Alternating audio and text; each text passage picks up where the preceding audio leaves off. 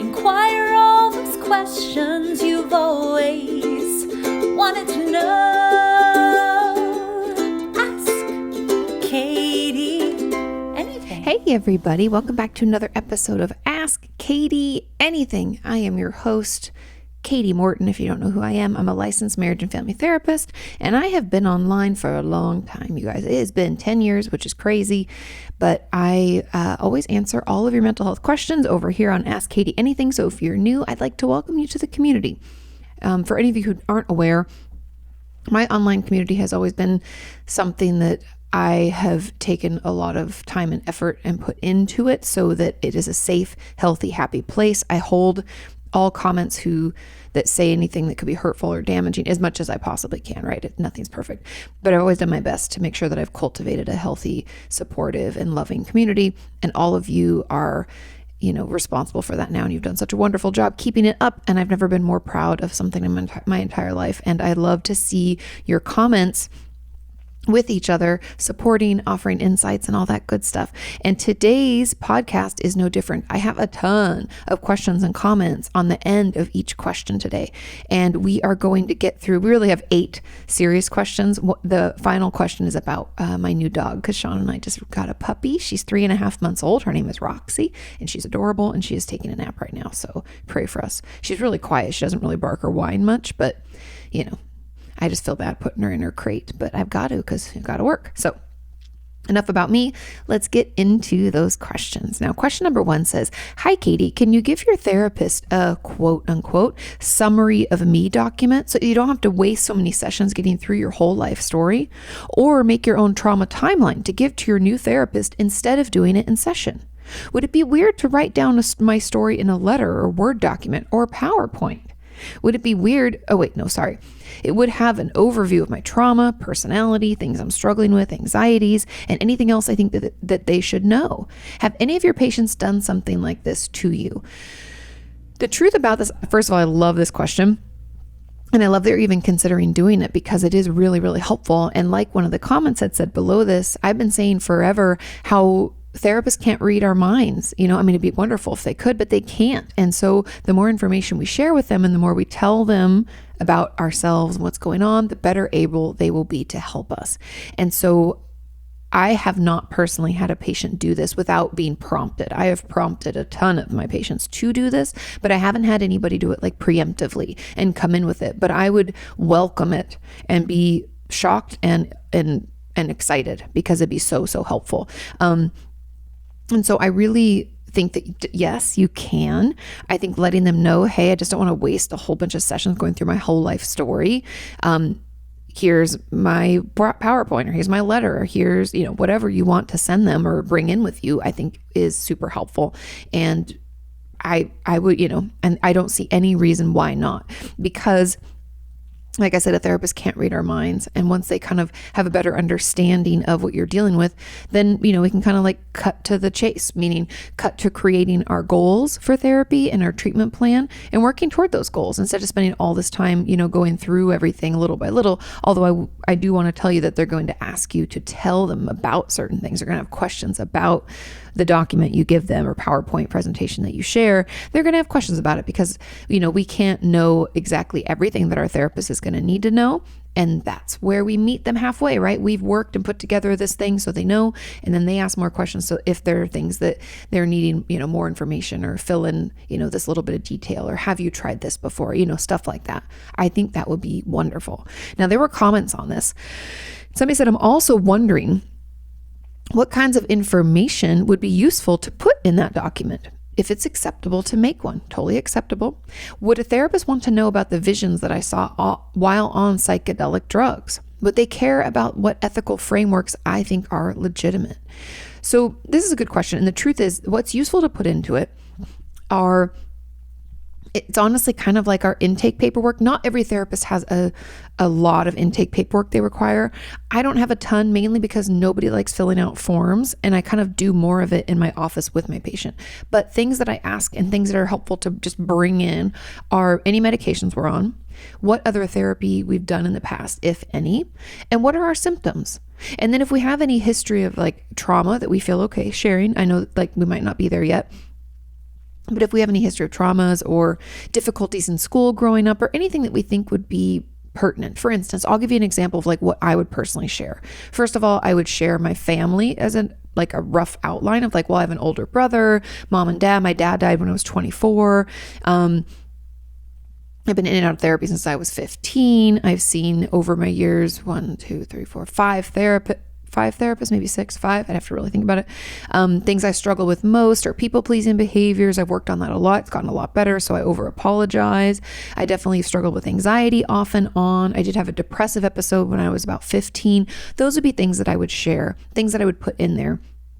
Now, if I also had a history of trauma or addiction, I would put those things in as well, or certain things that I would even honestly, in my own kind of thing that I would put in there, I would say, yeah, I've worked with therapists who've done less structured therapy and it just doesn't work for me. I prefer more structured, more homework, more follow-up. I like to know I'm moving towards my goals. That's just how I am. Those would be some things that I would share. I don't necessarily think that it's important that they know about visions that you had while on psychedelic drugs, but if you feel like that is something that you're currently still processing or trying to make sense of, or it's the way that you've moved your life forward from that point, then it becomes, something important, and then you could share it. It's all about what's important to you and what you want your therapist to know about you. You might want your therapist to know that you do have a history of using psychedelic drugs. That's actually pretty helpful.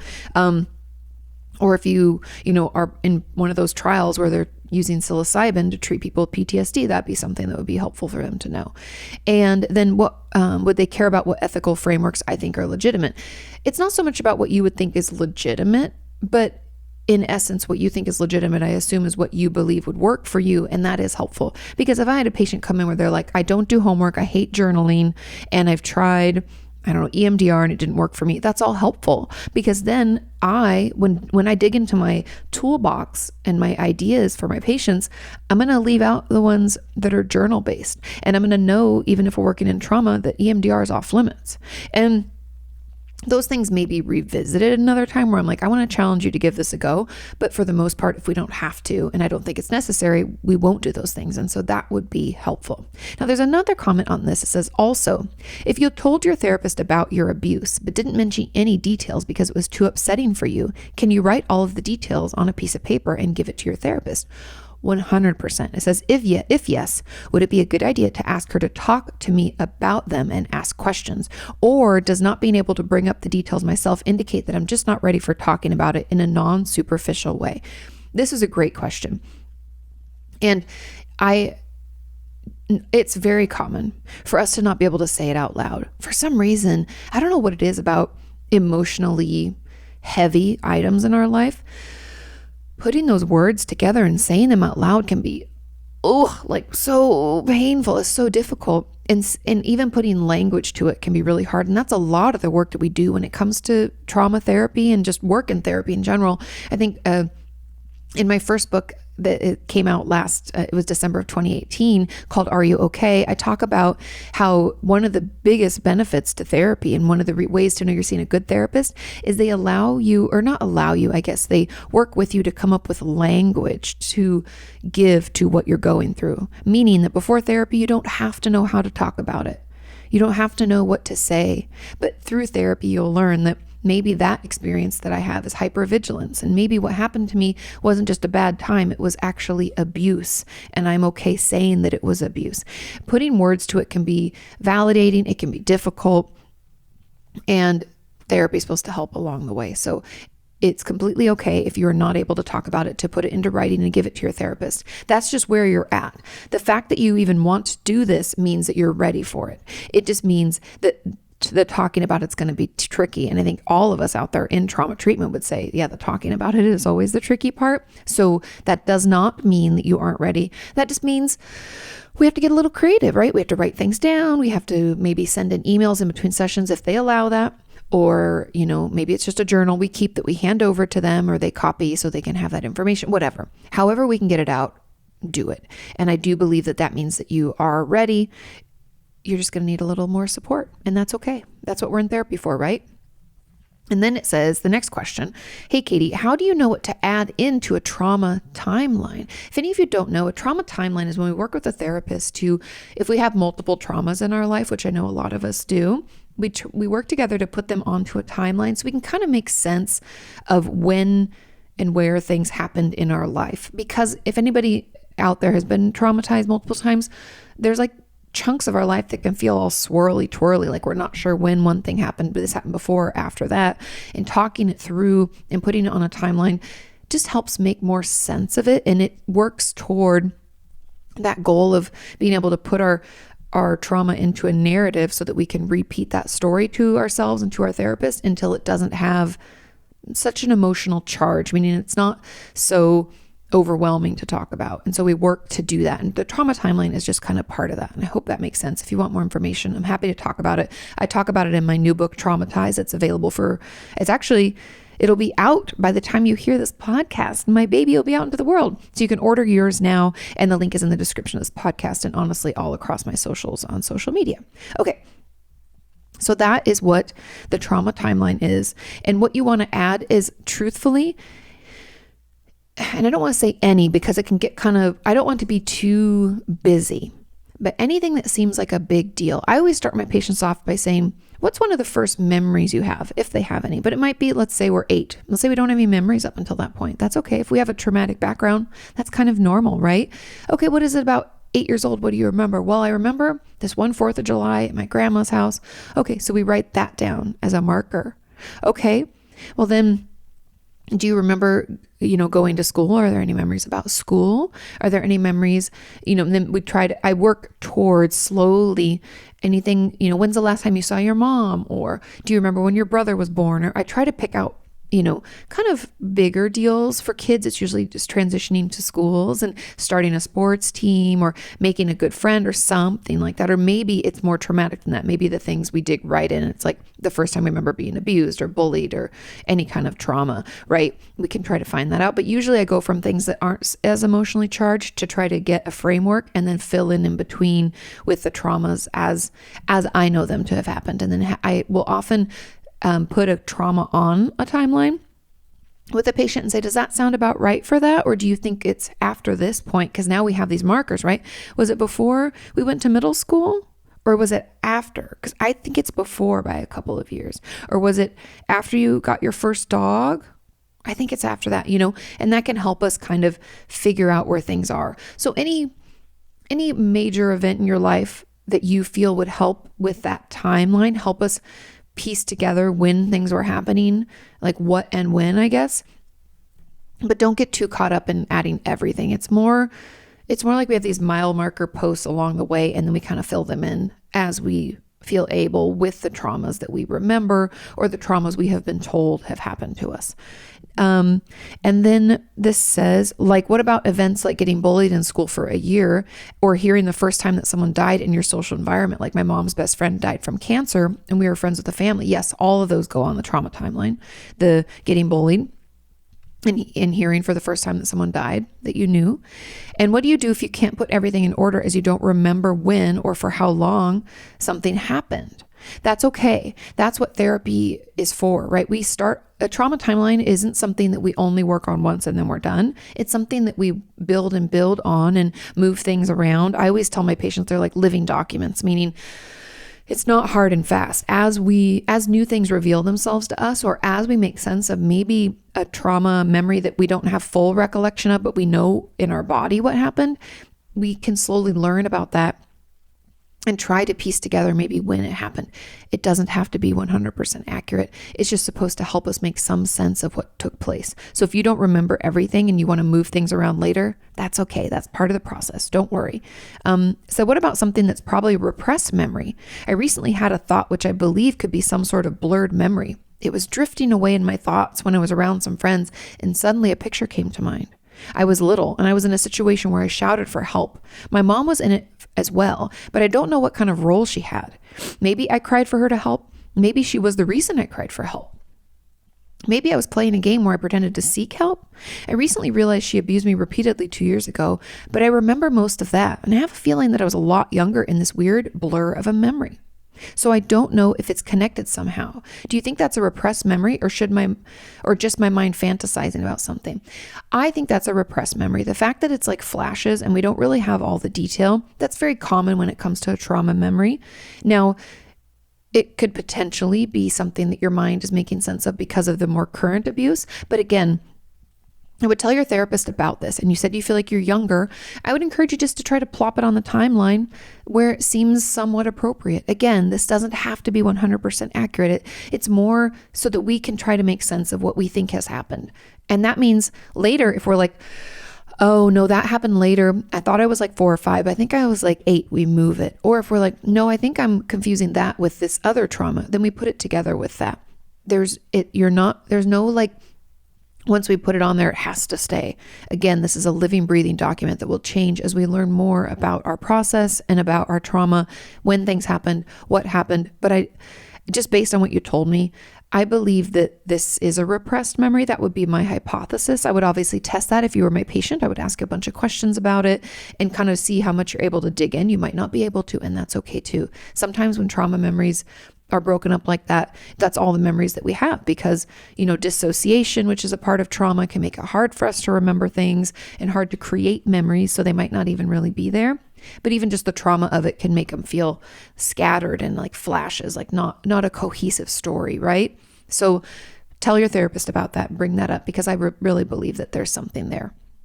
And then they finish up by saying, I struggle with some violent, intrusive thoughts, but they are way more specific, not like this one. So it's different, right? Again, I think it's a repressed trauma memory. Can repressed memories also be about something not traumatic? Like as I wrote a game, for example. Is it weird to ask your therapist to do trauma timelines in session, or would you advise me to?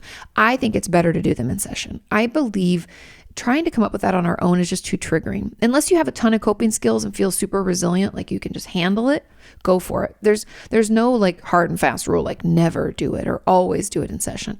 I just think session is safer. We can go slower. A therapist can ask follow-up questions to ensure that, we're considering where it could be placed and what possibly happened, and, thinking through and trying to move things around as needed.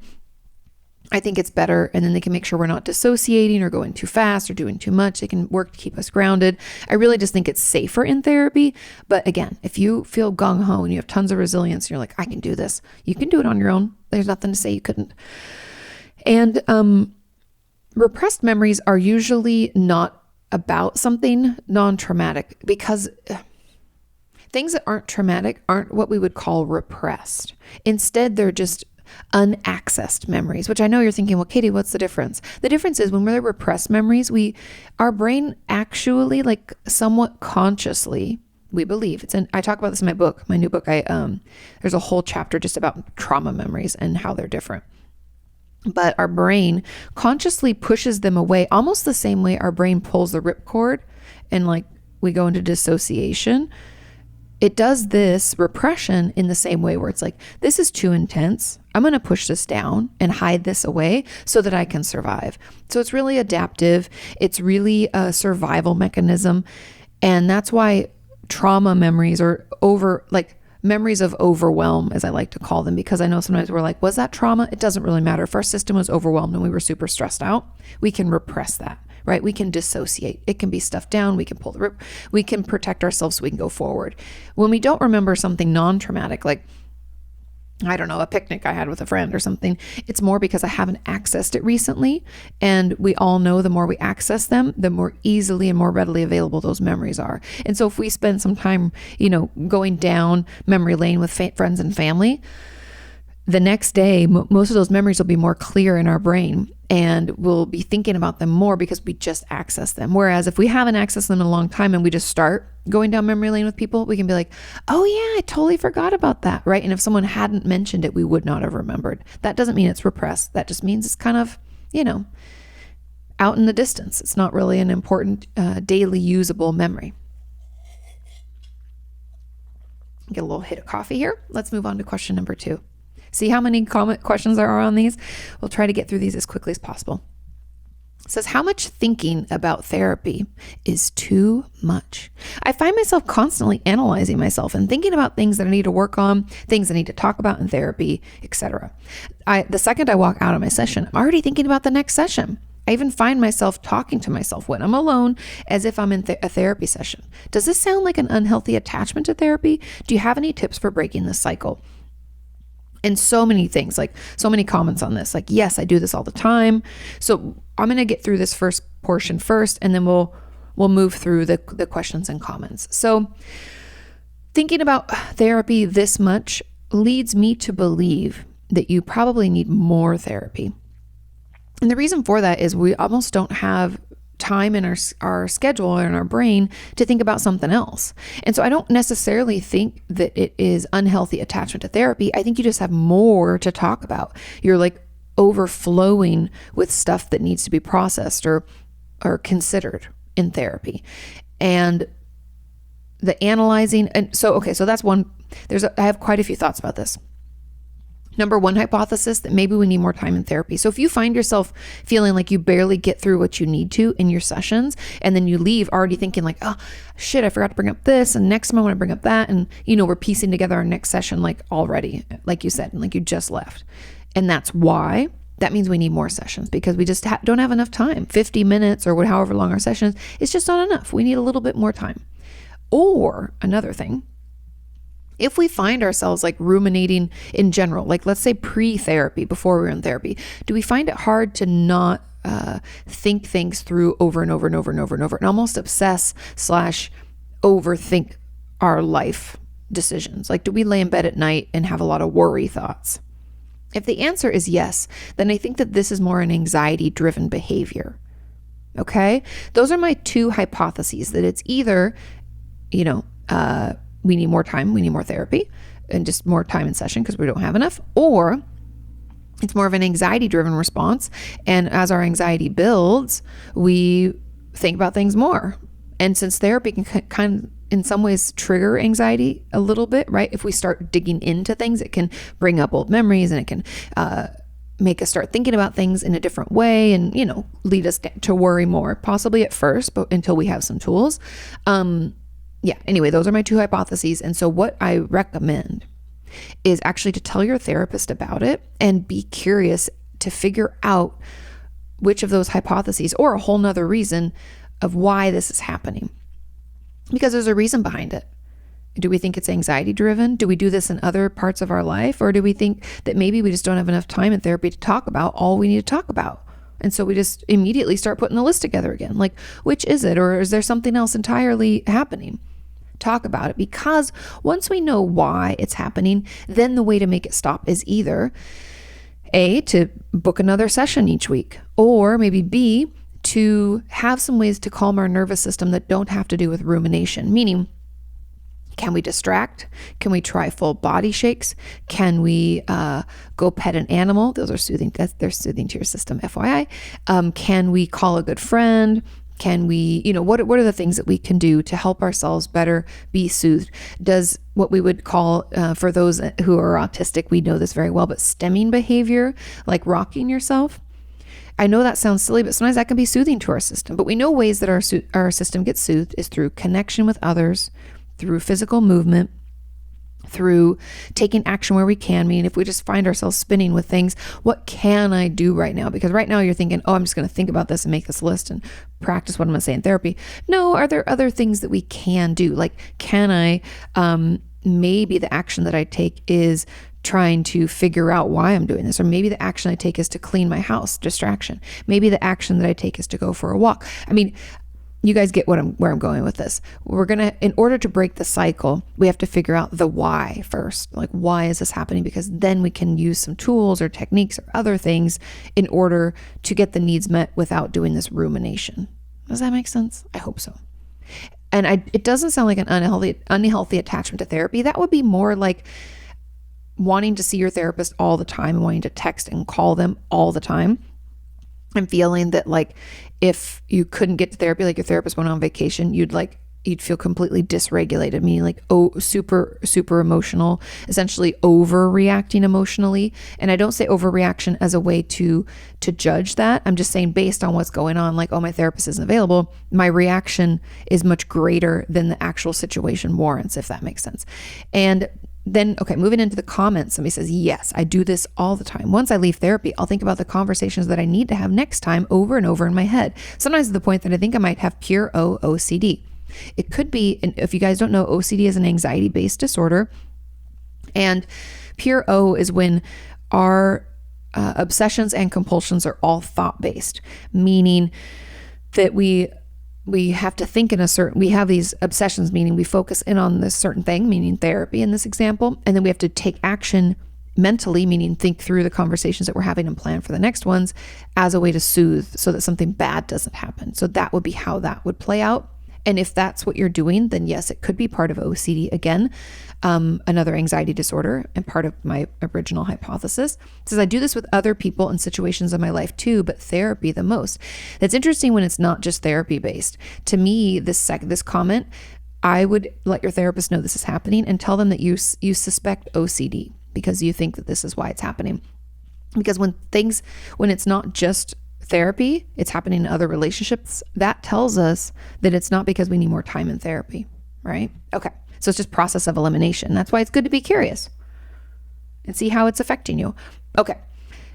And it says, and half the time, I don't even end up having the conversations that I had in my head. If I do, they are much different. And I never imagine my therapist replying to what I'm saying, only my part of the conversation. Okay, so it's like a one-sided conversation. Lately, I've been yelling out loud, stop, to myself if I'm not in public. But the next thing I know, it's happening again. I plan to bring this up with my therapist. Yes, please do. Because I remember this used to happen to me all the time as a kid/teenager when I was going through some pretty intense trauma that had stopped until recently.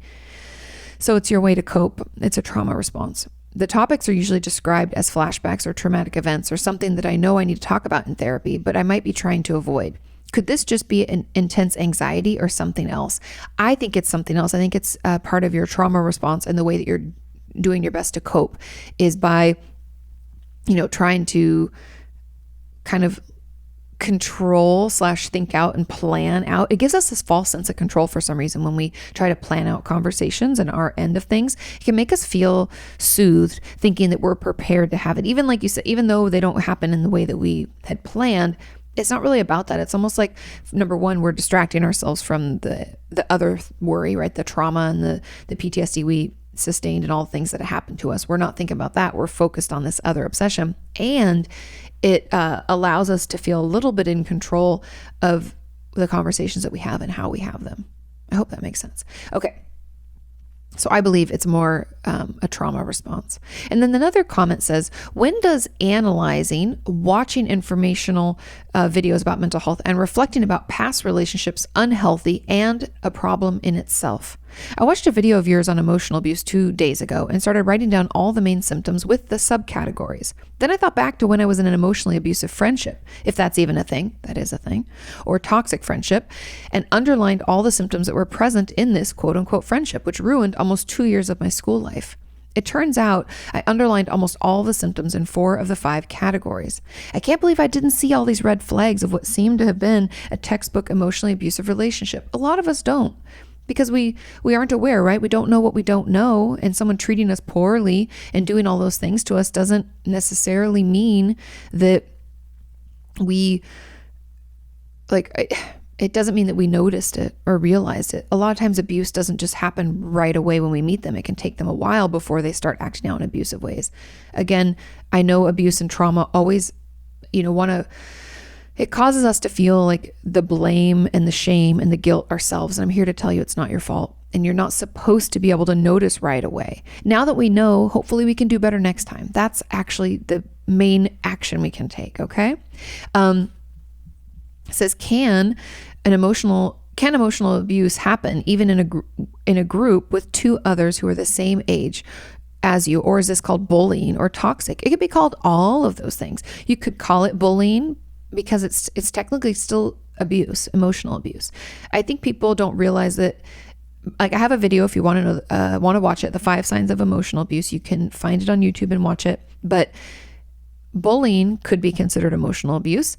Any kind of, toxic friendships, it depending on how it played out and what happened, could have been considered abuse, right?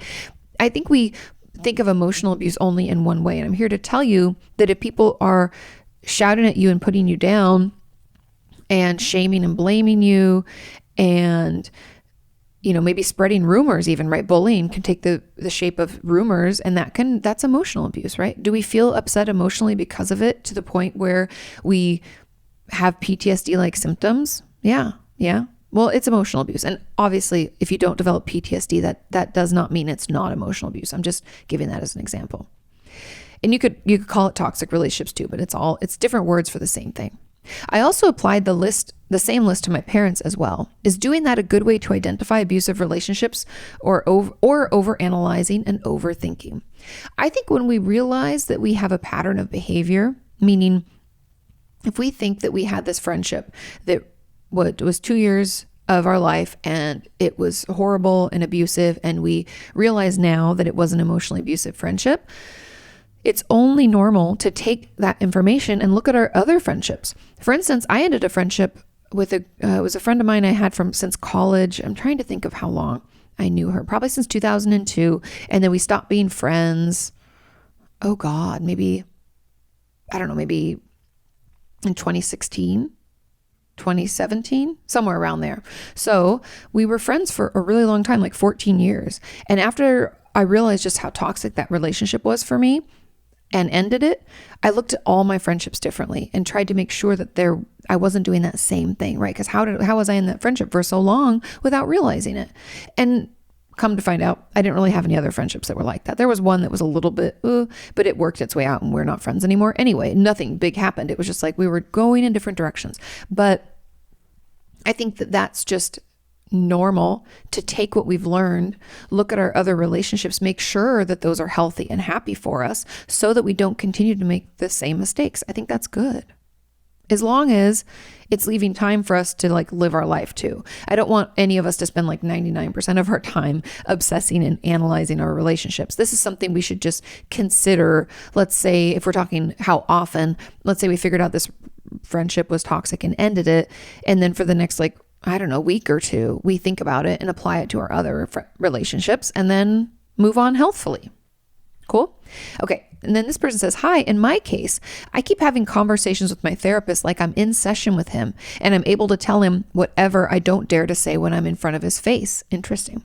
I get so sucked into all of this that I almost feel like I'm in an actual therapy session. Do we think it's maladaptive daydreaming? Maybe. I also replay events that have happened in my head, and I have conversations with those that are involved and have conversations with those people as if they were in front of me. I can truly be honest because I don't have to be, quote unquote, socially acceptable for my behavior or answers, as well as I don't have to care how they would react. I know they're not physically there. However, so there's no hallucinations, just if anybody's wondering, that clears that up. However, I do this all the time when I'm alone. As well, I used to talk to my dog when he was alive and tell him everything and how people suck. Is that normal? It's normal to talk to our pets and tell them everything. That's why they're so therapeutic and wonderful. Also, they get us up and out and give us something to love and take care of, which I think is really healthy and helpful.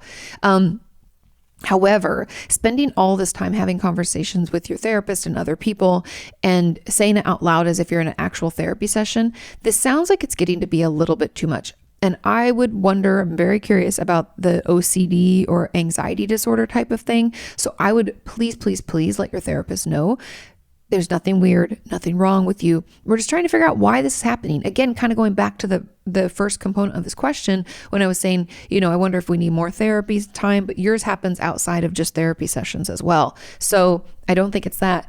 I'm suspicious about an anxiety disorder, meaning is it maybe social anxiety, and so we want to play things out after the fact because we couldn't normally say those? Or is it OCD and we like to play things through all the time? Are we obsessing about it? If you weren't able to do what you're doing, would our anxiety build, right? I'd have a lot of questions about this, and so that we could figure out where it's coming from and then find a way to better manage it. Because while it's fine to have some conversations in your head and to think things through, this shouldn't take up all of our time, or anytime we're alone, we're making time to have these conversations. That's when it becomes unhealthy. Okay. I hope that's really clear. I know it can get complicated and confusing and we don't know what's healthy or not, but hopefully that clears that up. Okay. Let's move on to question number 3.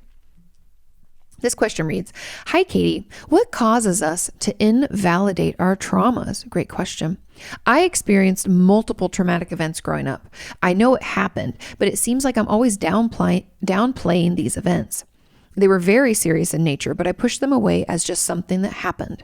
Why do we invalidate or think of trauma as no big deal when it was? Thank you. Of course. So the reason we invalidate traumas is because our brain is unable to process them. And what I mean by that is when something bad happens to us, when something hurtful takes place, it doesn't make sense, right? Logically, no human should want to harm another human, right? If we just think about that, like sometimes I just think we need to realize that we're all, I believe in the good in people, and it doesn't make any sense, because it shouldn't, why one individual would want to harm another in any way.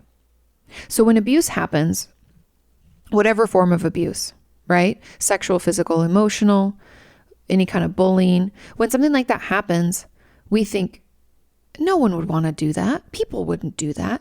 So we downplay it. We're like, it must not have been that bad. No one would have wanted, that was, especially if it's a caretaker, meaning a parent or a family member, they would never want to do that. They're supposed to love me. They're my mom, dad, grandma, aunt, whatever, brother. They're supposed to love me. They're my family. That doesn't make sense. They would never want to do that. I must be remembering it wrong. And that's where we go into kind of the shame spiral that comes along with trauma. It's born out of what I believe is our difficulty to understand why someone would do us harm, right? And I'm here to tell you that no one is supposed to believe that that could happen, or that would be something that someone would do to another human. We're not supposed to know that. That doesn't make sense, and it never will make sense to me.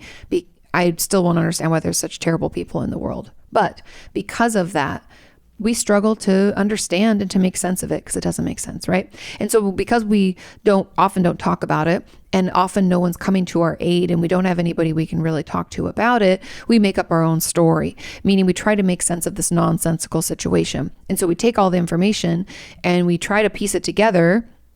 And the only thing that makes sense is that we must be overreacting, because it must not have been that bad, or I must have done something to cause it. That's the only reason someone would do this. Guilt, right? Embarrassment. I can't believe I let that happen to me. And then welcome our third partner, shame. Something must be wrong with me for that to have happened. That doesn't even make any sense, but it happened to me, so I must be broken. Or this happened multiple times. Something must be wrong inside of me to cause that to happen again, right? And so those, shame, embarrassment, and guilt spiral together. And in order for us to try to make, quote unquote, make sense of the trauma, we invalidate ourselves and we say all of those things. They tell us that, I'm saying they, like shame, guilt, and embarrassment, tell us that, we're remembering it wrong, or we possibly, and sorry, I don't want to detour too much into this, but it is also possible that if there was someone that harmed us, if our trauma was caused by someone else, they could have told us, that person who abused us could have told us at the time that, like, you made me do this, or if you'd just done that, I wouldn't have. Spoilers, they're just a bad person. There's nothing we could have done, because again, going back to it, there's no reason for another human to harm someone else, another human, right? We shouldn't be doing this. And so it's because of the shame, the guilt, the embarrassment that swirls into our mind when we have been through a trauma, we invalidate it and we try to downplay it as a way to try to make sense of a nonsensical thing. And this can apply to other traumas outside of another human actually harming us. This can apply to, like, being in a horrific car crash, or witnessing, I don't know, maybe there's a gas leak somewhere and you saw a building blow up and you were almost killed. Like, even those situations, we can still go through this, because we're like, oh, it must not have been that, I'm overreacting, I'm fine. We can have survivor's guilt, right? There can still be guilt, shame, and embarrassment. It doesn't only apply when we are harmed by another individual, but we invalidate to try to make sense of it, and to try to, honestly, it's kind of part of the repression too. We like stuff it down so we can move forward. So it's part of our survival mechanism and our way to make sense of it. I hope that what I'm saying makes sense. So this person says, I kind of have a follow-up question. Why do others invalidate people's trauma? For example, what if a kid opened up to a parent about a relative abusing them and the parent didn't believe them? Or the parent could say that the kid misunderstood. Do people do this out of fear, or is it true disbelief? Great question. I honestly believe that parents do this out of complete and utter ignorance, meaning they, like I said, we'd never like to think that someone could harm someone else, right? And instead of listening to their child and taking in the information and asking questions, they judge because they can't imagine that someone would hurt their child. And they also, if it's a member of the family, they can't imagine that it's their husband or their other child or their mother, father, uncle, sister, brother, whatever, right? They can't imagine. And so I believe that it's that disbelief that causes that reaction, unless, I'm putting this out there, unless they are completely and utterly neglectful and abusive to you themselves. Meaning if the parent that you're talking about isn't there for you at all, never supports you when you're upset, never emotionally is there, or even physically, maybe they don't have enough food in the fridge, they don't make sure that you get to school on time, or that you during your homework, or that you have proper clothes to wear, clean clothes, things like that. If they don't take care of you that way either, then they're part of the abuse cycle, and they essentially aren't capable of being a good parent and listening to their child. So actually has nothing to do with you. Again, has nothing to do with you. They're just invalidating the trauma, because if they didn't, they would have to acknowledge the abuse that they are doing as well. And oftentimes parents like that are so, I don't even know what the word is. It's not really distracted, but I guess distracted by their own wants and needs, whether that's like, drugs and alcohol, or just complete incompetence when it comes to being a parent. And they're such a narcissist. They only think about themselves and their needs, whatever the reason behind that. If they acknowledge that someone else has harmed you, they'd have to acknowledge that they're doing it too. And so I think that that's why parents do it, or they just can't even believe that would happen. And it's so hard for them to even conceptually deal that they try to shrug it off. And it's the worst thing a parent can do. But I do believe that there are some parents out there who actually don't mean harm and don't know, and just like can't imagine that would happen, and think that you must have made it up from something you saw on TV or something like that, because the thought that someone would harm their child is just too much for them to process. And in a way, it's like they're having their own trauma response. And I'm not saying that to condone the behavior or make the behavior okay. I'm saying that just as a way to explain why. Again, doesn't make it okay. And it doesn't mean it isn't painful and hurtful and traumatizing in and of itself, but it just helps us maybe better understand why. Now, someone else said, there was no yelling, shaming, criticizing, or insulting involved. Can it even be emotional abuse if these components are missing and it's more of an emotionally manipulative or completely oversharing kind of situation? That's still emotional abuse, just a different form.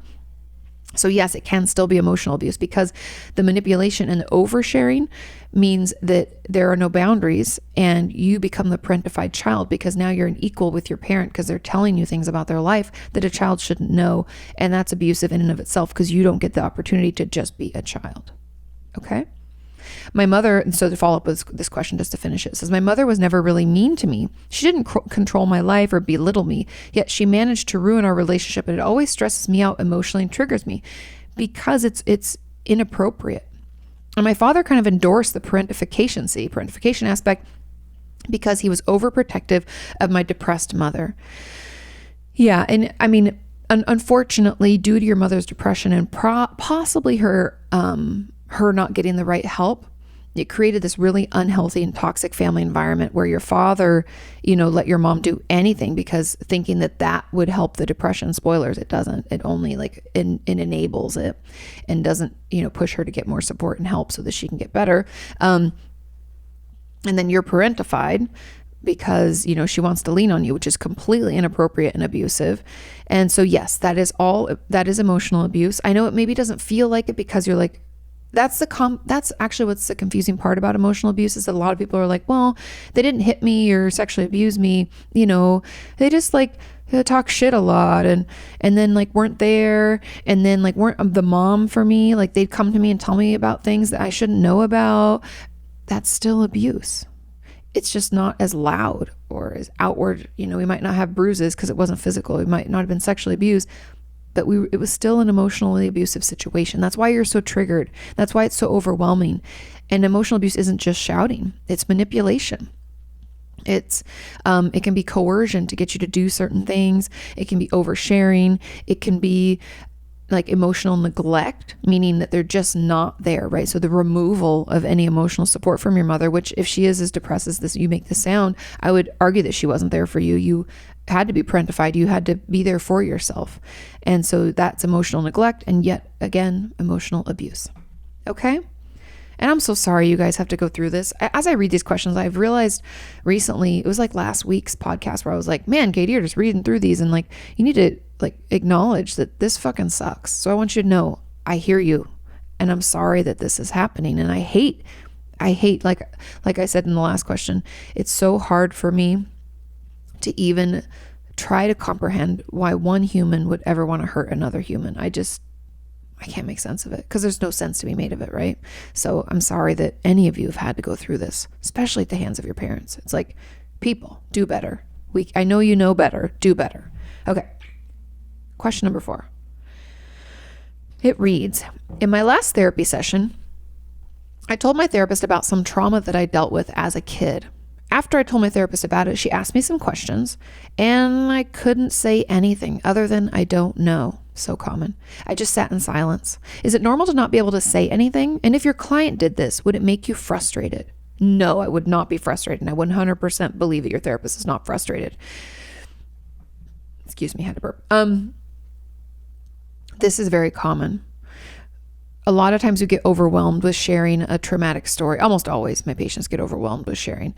I've only had one patient and I'm kind of grinning just because it was just him. It was just his personality. But he had worked through this one trauma, not some other traumas, come to find out, but this one trauma so many times. When he first came into my office, he was like, okay, so I guess I'm gonna have to tell you about the sexual abuse. So I had this happen. And he just went through it like blah, blah, blah, blah.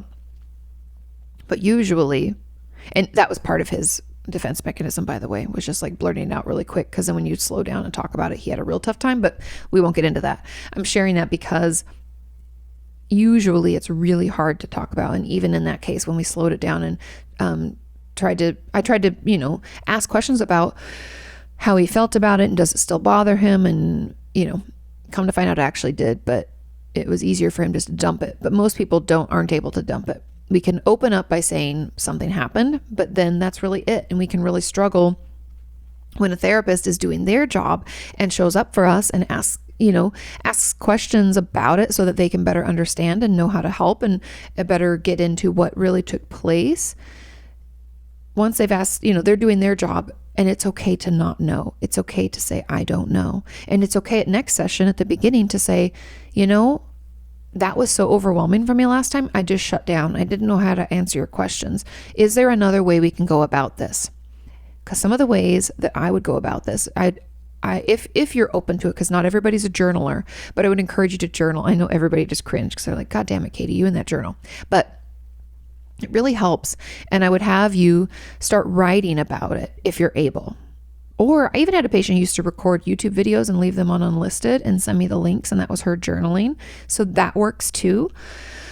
So anyway, so there's those things. Or maybe if we can email our therapist in between sessions, knowing that they won't reply, but it's more of like a repository and a place for us to get it out. Again, it's kind of like journaling, but it's going to someone. Try things out and ask if they have any ideas as well, because it's okay to say, I don't know, because we frankly don't. We don't know how to talk about it yet. We don't have language. Remember earlier I was talking about how healing therapy can be because it gives us the language and words to put to what we're going through. That you're in it. You're going to do it. It's okay. And again, no, it would not make me frustrated. This happens almost every time. And it's just, even my patients who haven't gone through a trauma will sometimes try to talk to me about something, and then they'll be like, I don't even know how to explain it. I don't have the words. I don't know. That's okay. We're going to work together. I'm going to try to ask different questions in a different way to get you to open up a little more, or to help give language to things. I might have you do some feelings charts, or I might ask questions about something else, or, we'll be creative. We'll get in. That's the therapist's job, is to be creative and to think of different ways to ask questions and to get the information from you so that you are able to talk about it more than you thought you could and not be re-traumatized and all that good stuff. So no, I wouldn't be frustrated. It's very common. And let's see about the journaling, emailing, other ways to talk about it and get it out. Okay. Let's move on to question number 5. And this question says, hi, Kati, do you have any tips for figuring out a healthy balance between helping others and excessive people pleasing? Great question. I feel like people pleasing is core to my personality and is often a way that I'm able to build relationships with others. Ooh. I also love helping people, and it's something that typically makes me happy, although sometimes it can be inconvenient or time consuming. Still, people in my life have commented that my focus on pleasing others seems excessive. If they're noticing it, it's a problem. Especially since I never ask for help for myself when I'm struggling. Yep. I know my issues with people pleasing are likely to be tied to low self-esteem, experience with childhood sexual abuse, and emotionally unavailable parents. Oh, 100%. But I worry that if I spend less time helping others, I'll have less to offer as a friend. Oh, look at that lack of self-esteem. If I'm not helping, I'm not worth it. Is that really true? Is that what we believe? If we're not helping, we're not worthwhile? What about you just being you? I think that's enough. Okay. It says, do you have any advice for me and others who struggle with this? Thanks so much for all that you do. So let's dig into this. We have one comment after this, a question that was added on. I would encourage you to spend some time considering ways that you can take care of yourself, because it's fine to do things for others. But again, we cannot pour from an empty pitcher. And if those around you are noticing and saying that it's excessive, because it takes a lot for other people in our life to notice that that's what we do. So tell your therapist. This honestly has to be worked on in therapy, because, and I had to do this work my own. It wasn't as intensive that my family and people noticed. It wasn't that excessive, but it still was bothersome because I would do things to please others before doing things to please myself, especially when I was like a teenager and in my early 20s. And all of my therapy work at that time was to stop this behavior. And I'm telling you to get into therapy and talk about it there, because that was, it's really hard, but it's totally possible. As what I've always said, as a recovering people pleaser, I'm here to tell you that it can get better. And the truth about this is that the way to kind of stop this is to start doing small periods of time where you do things only because you want to and you're not available. And I know you just cringed, but it started for me. My therapist would have me leave my cell phone. Cell phones were relatively new back then. I think I was like a senior in high school or a junior in high school, and I had like a little Nokia phone. Leave my phone at home, or for safety, which really, I mean, somebody else would have a phone, I think we'd be okay. But for safety, if I was going too far away, not just running a little errand, to turn my phone off and not turn it back on when I'm out, only for emergencies, right? And not be available and do things only that you want to do. So that means, like for me, once I took a day to myself where I just went walking around town and popped into little shops that I wanted to do. And then I went out for lunch and got myself like a fancy hot chocolate. And then I went down to the beach and I watched the sunset. Like I just had a lovely day. And the funny thing was, that was a whole day, but that had to build up. It started with like 10, 30 minutes at a time. And I'm not going to lie, the first few times I was supposed to be unavailable, I did turn my phone back on and check it and then turn it right back off. And I had to talk about that in therapy. But I'm giving you all this information because it's not a turn it on or turn it off type of thing. It's more about digging into why we're doing it and why we think that if we, people please, like, what are we getting out of it? Because usually it's a false sense of control, or it's connection. And we don't really believe that we are worthwhile, which I think that might be where yours is coming from, is we actually really need true connection because our parents were super emotionally unavailable. And so once we figure out the why behind it, then we can find ways to give that to ourselves in healthier ways. Meaning, instead of us people pleasing, when really what we just need is connection, maybe we just call that one friend and talk about what we want to talk about first. I know, talk about yourself first, then ask them how they're doing. Because relationships are give and take, but we talk about us first and we catch up that way. What if we did that? Or what if we join a group therapy? Because that's super helpful. We get that connection and understanding without having to bring anything to the table, because the therapists are there to guide it and to offer advice. You actually aren't supposed to offer any insight. No crosstalk, right? You just share what you have to share. People might say, yeah, me too. And that's it. and then we move on and someone else shares, and therapists do the work. That might be really helpful in healing. I think that actually might be a great place to start. That was helpful for me. I did a grief group when my dad passed away, and that was really, really helpful in healing and a great way for me to ensure that I was taking care of me and not other people. But therapy will be really helpful, and little by little, you can learn to act differently. And there was a comment on this that said, I can totally relate. My therapist comments that I think about, care for, and do for others more than I care for myself. I know. It's hard, you guys. You're not alone.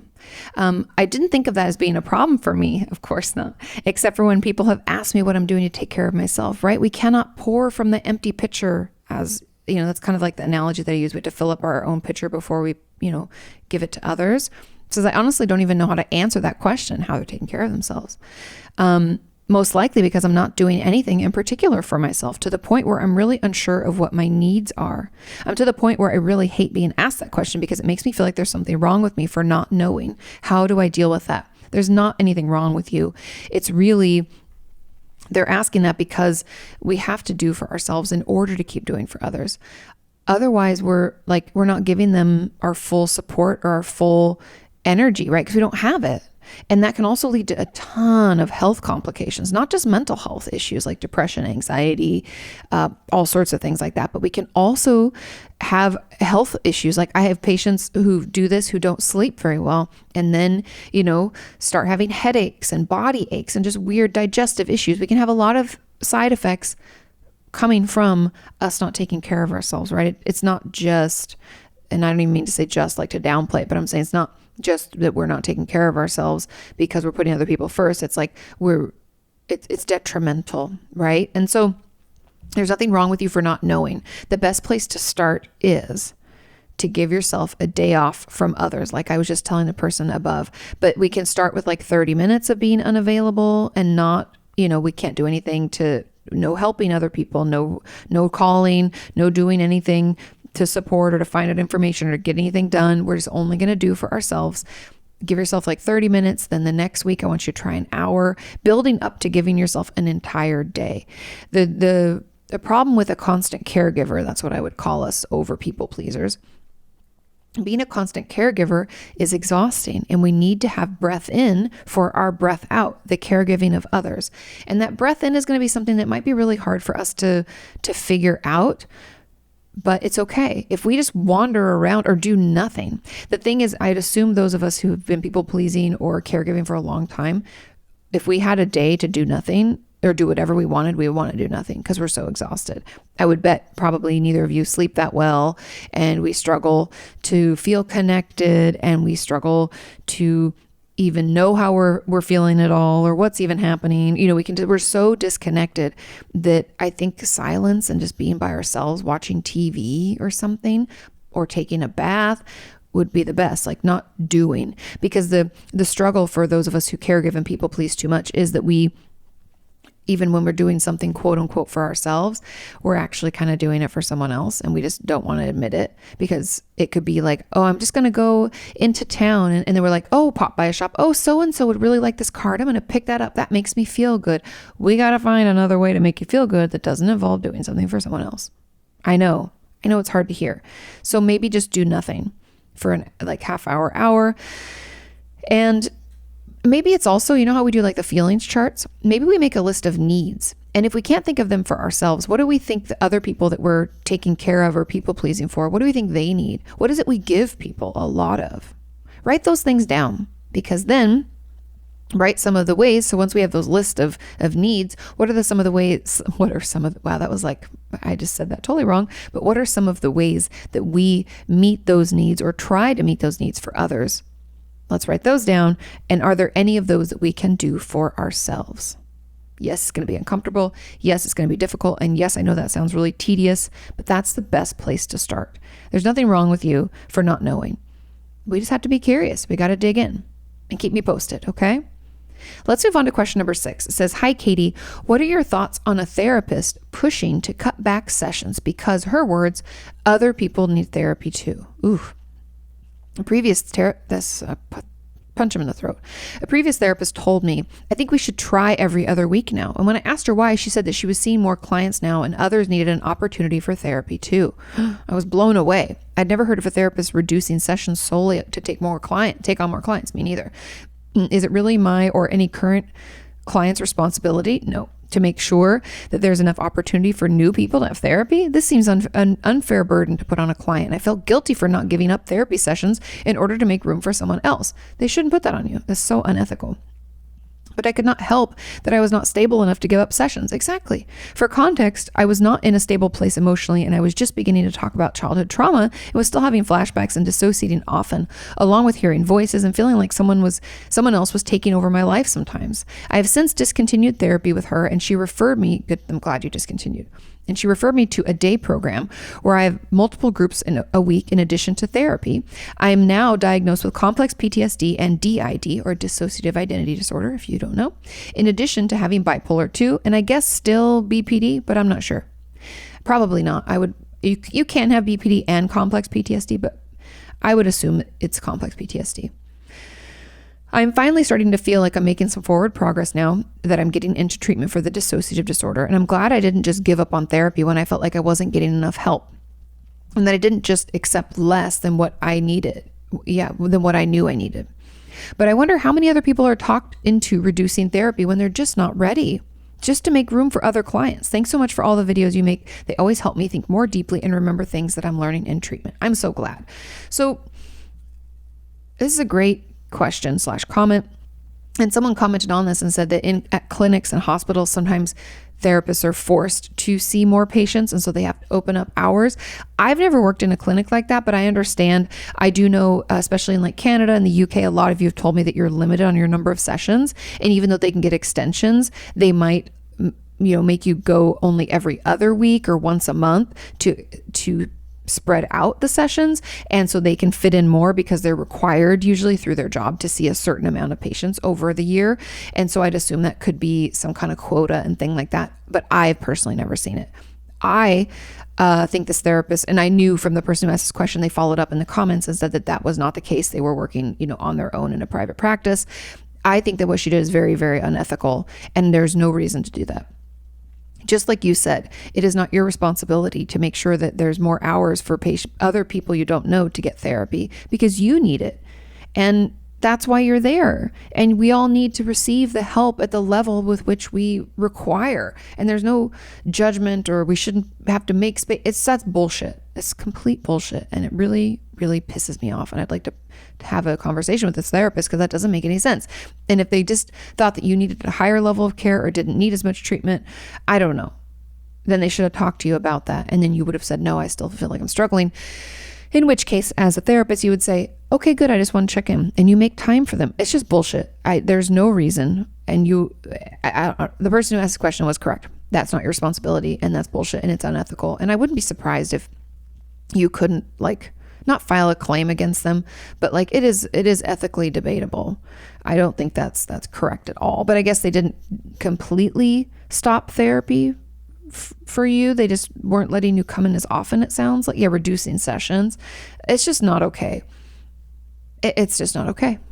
You can't do that, and you don't just stop treatment like that. You kind of titrate down. You talk to a patient about why you're doing it, and usually 90% of the time they're on board. I have had patients who don't want to get into a higher level of care, and they will do that. But that's about it. Okay, there's a comment on this, and it says it's also possible for a therapist. Is it also possible for a therapist to just end treatment without telling you?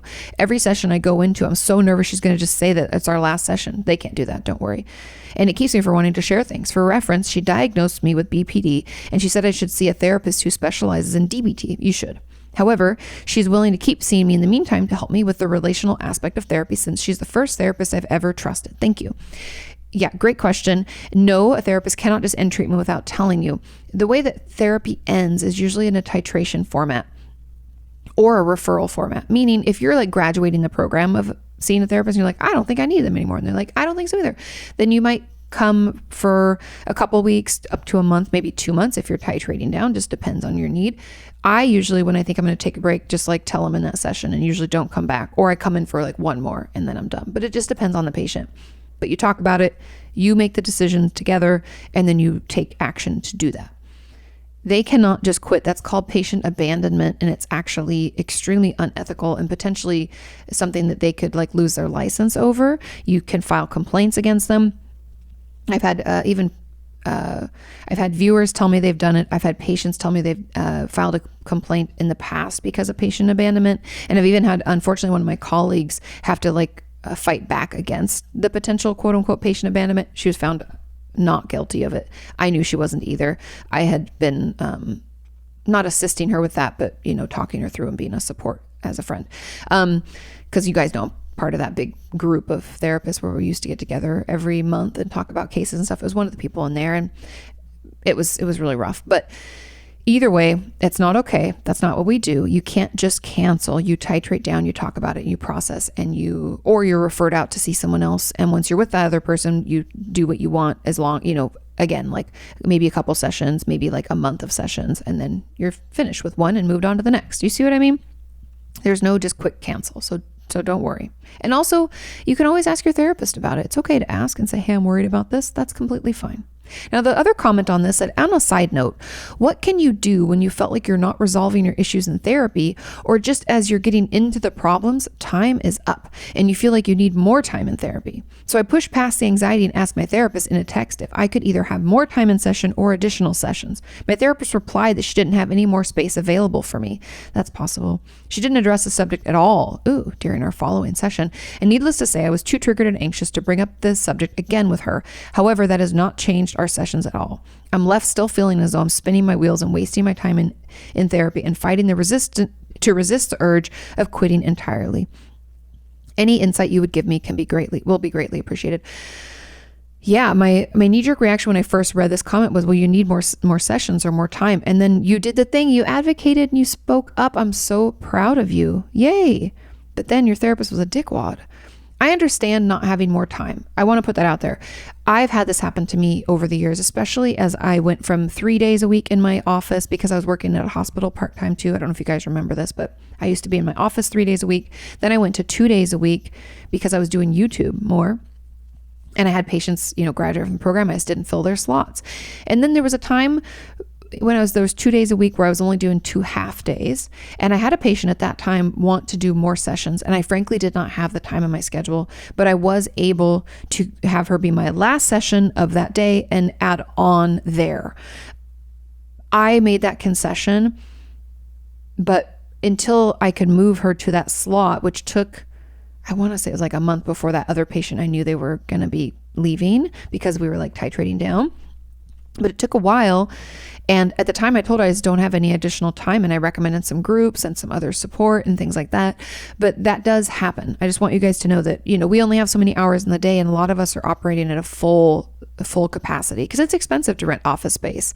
And if people are in person, I'm sure nowadays, but I don't know what your therapist is doing, because now I feel like more therapists are working more and more, which there's positives and negatives that we got to take care of ourselves too. But all I want to say is that we can be without space. However, it's not okay to then not address it. I think that's the problem. You shouldn't have to bring it up again. And I might encourage you, because you're needing more care than they're able to give, is to potentially consider finding another therapist that has time in their schedule and is clearly communicative. Because that just seems very, I don't know about you, but to me, that would feel very invalidating and like you were kind of brushed off. Now, I will also throw in the caveat that therapists are people too, and maybe they're just overworked and they forgot because, hey, we're in a pandemic and the world's on fire and shit's happening. That's crazy.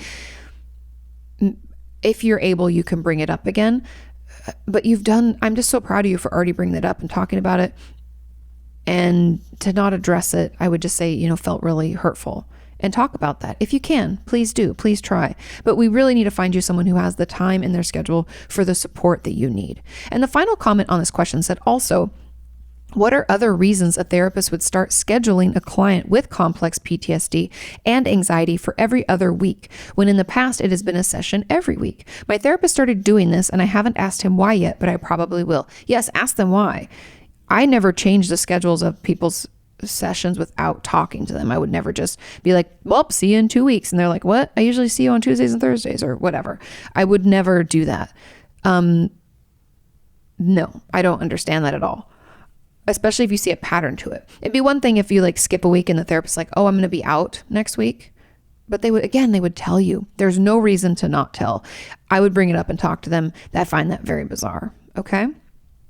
Question number 7 says, how can you tell if you have an attachment to your therapist, transference, or just a healthy bond? And is it ever appropriate to ask your therapist for a hug or for them to sit next to you, assuming COVID ends eventually and is safe? Thanks.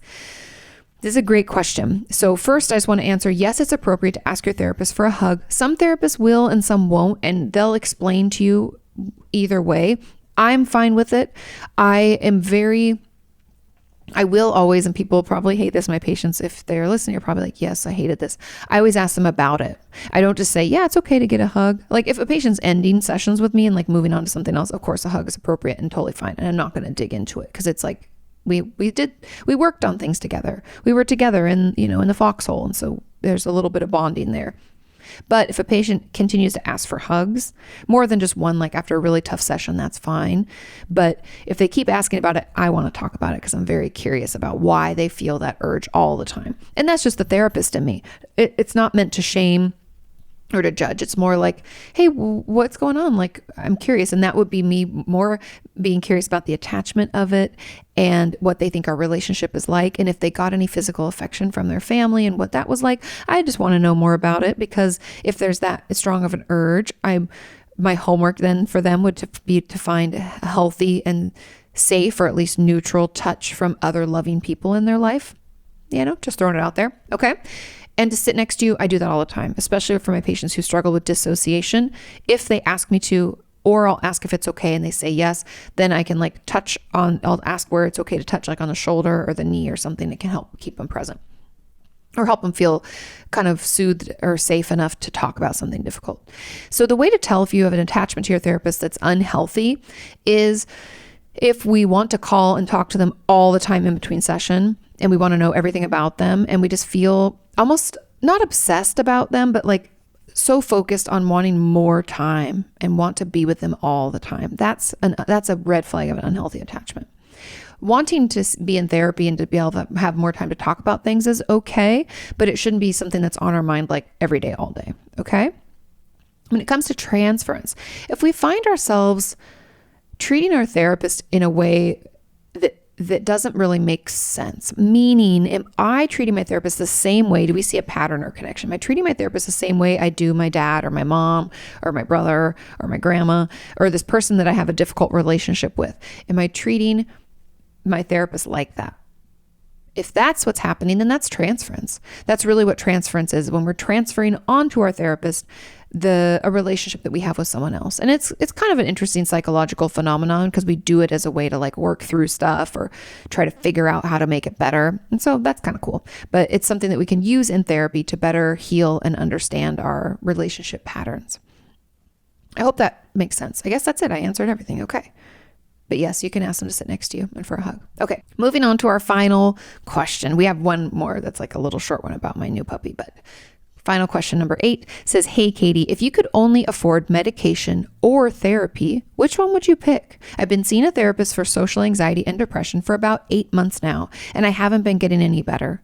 I'll be going back to university in a different province this September and don't have any more work benefits to help pay for it. I'm not currently taking any medication, but I'm considering it as an option, as therapy is expensive and hasn't helped yet. Because you've tried therapy for 8 months now and you're not getting any better, I think medication is the way I would go for now.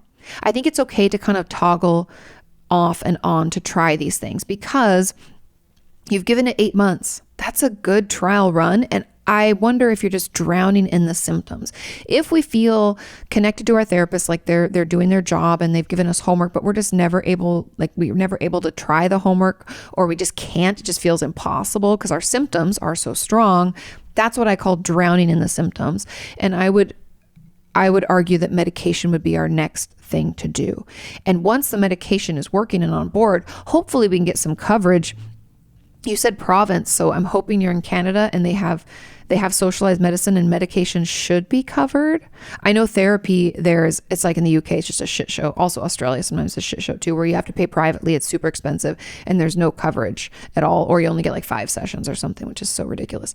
I know some are 6 or 8, but I just get frustrated with the systems of care that we have in our world.